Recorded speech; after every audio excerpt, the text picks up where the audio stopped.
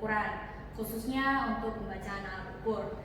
Kalau di kelas SMP, kelas 7 SMP, kalian sudah bisa membaca bagaimana cara hasil pengukuran jangka sorong, tetapi di SMA ditambah dengan ketidakpastiannya, ya, ketidakpastian alat itu berapa, ya. Kemarin sudah kita bahas teorinya. Oke, kita langsung aja ke soal hitungannya. Perhatikan gambar berikut. Ya, di sini ada hasil pengukuran dengan menggunakan mikrometer skrup. Ya, mikrometer skrup. Ya, di sini ada skala geser, di sini ada skala putar, gitu ya, atau skala utama atau skala Möbius, gitu. Nah, pertanyaannya, berapa hasil pengukuran dengan mikrometer ini? Ya, kita cari dulu satu persatu. Skala utamanya itu berapa? Ini kan 5 ya, berarti ini 6, 7, 7,5, 8 gitu ya. Berarti skala utamanya 8 mm. Terus skala putarnya atau skala Möbiusnya di sini dia 10, 15, 16. Berarti 16 dikali 0,01 mili.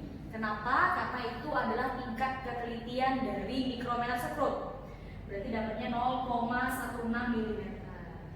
Ya, skala utama dan skala Möbius dijumlahkan sehingga diperoleh 8,16 mm. Gitu ya. Nah, karena di sini ada space ya, space atau jarak ya antara skala putar dan skala geser, ada pengaruh dari yang namanya ketidakpastian, sehingga harus kita perhitungkan dan kita cari berapa ketidakpastiannya.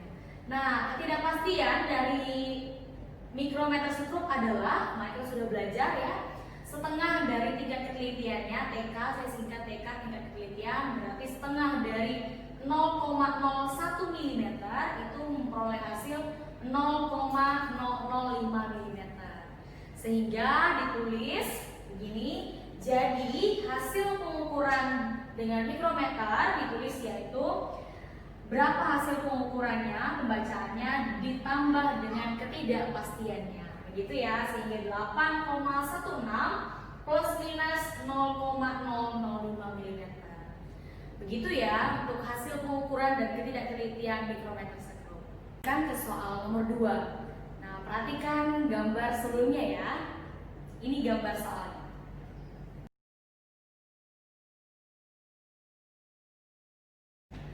Oke. Perhatikan gambar jangka sorong berikut. Ada 2 pengukuran hasil dengan menggunakan alat ukur jangka sorong ya. Nah, ada 2. Yang pertama, sebelum pengukuran ya, jadi sebelum pengukuran itu dirapatkan rahang atas dan bawahnya. Nah, ternyata ada 5 skala, 5 garis di skala Möbius itu yang sejajar dengan di atasnya, gitu ya. Itu mempengaruhi, jadi kamu perhitungkan, begitu. Nah, di skala Möbius ya, ingat ya, berarti ada 5 skala tersebut harus dikalikan dengan tingkat ketelitiannya yaitu 0,01 cm sehingga memperoleh hasil 0,05 cm. Itu sebelum pengukuran. Nah, setelah pengukuran diameter koin, skala utamanya sebesar 6,1 cm sebelum angka 0 skala Möbius. Ingat ya pembacaannya. Terus skala Möbiusnya itu ada 2 skala ya. Skala yang kedua itu sejajar dengan di atasnya, berhimpit dengan garis di skala utama, sehingga dikalikan dengan tingkat ketelitian jangka sorong 0,01 cm memperoleh hasil 0,02 cm. Terus dijumlahkan berarti memperoleh 6,12 cm, gitu ya. Nah, pembacaan jangka sorong sebelum pengukuran tadi juga mempengaruhi, jadi tinggal dijumlahkan dengan hasil yang setelah pengukuran. Berarti 6,12 ditambah 0,05 cm sehingga memperoleh hasil 6,17 cm. Begitu ya. Kita lanjutkan ke soal nomor 3, yaitu tentang angka penting ya. Kemarin kita sudah belajar tentang aturan-aturan umum angka penting. Setelah itu perhitungan angka penting, penjumlahan, pengurangan, perkalian serta pembagian. Sekarang kita akan belajar tentang contoh soal. Saya ambil 2 contoh soal, yaitu tentang penjumlahan dan perkalian angka penting, ya. Oke, yang pertama tentang penjumlahan. 1,12,6 meter ditambah dengan 8,005 meter ditambah dengan 13,48 meter. Hasilnya adalah 134,085. Nah, penjumlahan angka penting berarti dibuat sama dengan yang paling sedikit, ya. Komanya yang paling sedikit dengan koma, gitu ya. Ada satu angka di belakang koma yang paling sedikit, berarti kita harus membuat atau menjadikan hasilnya nanti sejumlah satu angka di belakang koma, begitu ya. Oke, sehingga 134,085 ini dijadikan menjadi 4 angka penting, yaitu 134,1 meter, begitu ya. Karena pembulatan ke atas menjadi 1, gitu ya. Oke, nomor yang bagian B yaitu perkalian angka penting. Nah, soalnya begini, 0,1682 meter ya, itu ada 4 angka penting, terus dikalikan dengan 8,2 meter, itu ada 2 angka penting. Nah, hasil perkaliannya adalah 1,37924 meter. Wah, panjang sekali ya.